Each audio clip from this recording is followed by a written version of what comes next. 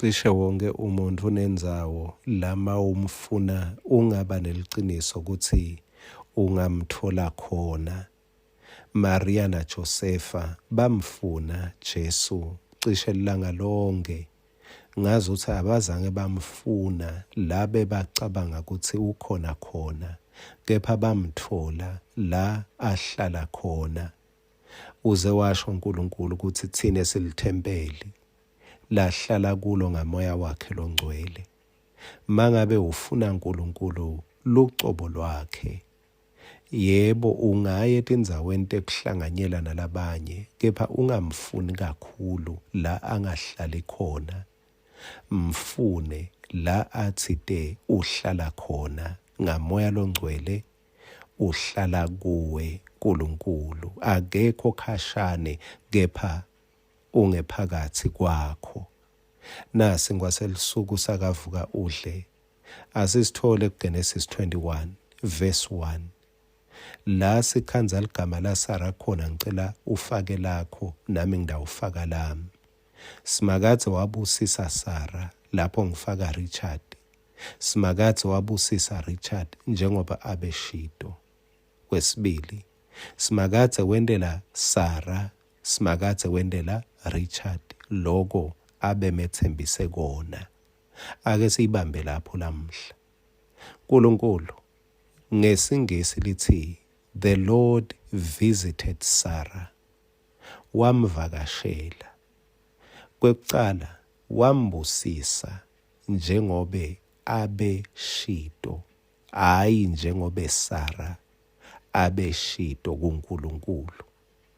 uNkulunkulu akazange wahlola ema-minutes empilo yaSara wasuthi kulama minutes lawa kunakuya Sara lakwenda eminyakeni lophelile angembusise. Cha, uNkulunkulu akahlolanga emarekhodi ngelitolo lakhe.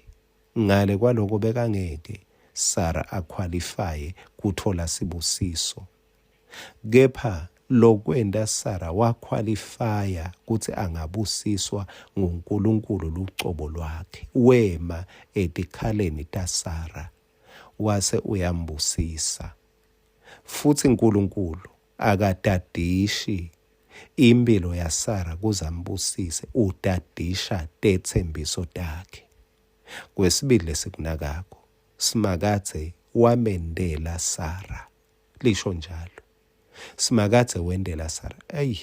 uNkulunkulu yendelana yesihlobo sami. Kumvakasheleni kwakhe akazange wafike wabona ukuthi likhala Sara alina TV. Akafikanga wabuka bosofa ukuthi bakatheni. Akafikanga wabuka icarpet ukuthi kude icarpet noma icarpet igugile. Kepha uNkulunkulu wafike wamendela. Wamendela kahle Sara. Wamendela indvo labeka solo ashoda ngayo iminyaka. Lengeke ithathwe indzawo yabosofa. Lengeke ithathwe buhle bendlu. Lengeke ithathwe bunengi bemali. Wafike wamendela uNkulunkulu. Ngesikhathi uNkulunkulu endela Sara, ngilendo labanye abantu bebafika bangakhone kumendela yona, kepha uNkulunkulu wakhona kumendela. Labanye bebangamfakela Sara emakhethini, kepha bebangeke bamendele sifiso sakhe. Labanye bebangamlimela bamklinele indlu, kepha kunendo bebangeke bakhone kumendela yona. uNkulunkulu wase ufike uyamendela.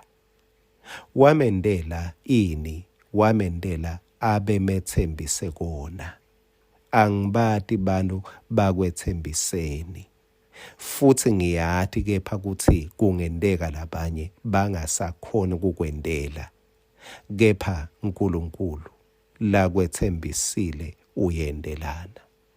Ngicela ukufaka eklasini la ungaba nguclassmate nasimakade khona. Lelo class kusekudadisheli tethembiso takhe uNkulunkulu. Makukhona uNkulunkulu tamkhanza kudadisha ngawe tethembiso takhe. nawe tadisha tethembiso taNkulunkulu leti nguyebo na amen ngaJesu Kristu. Amen.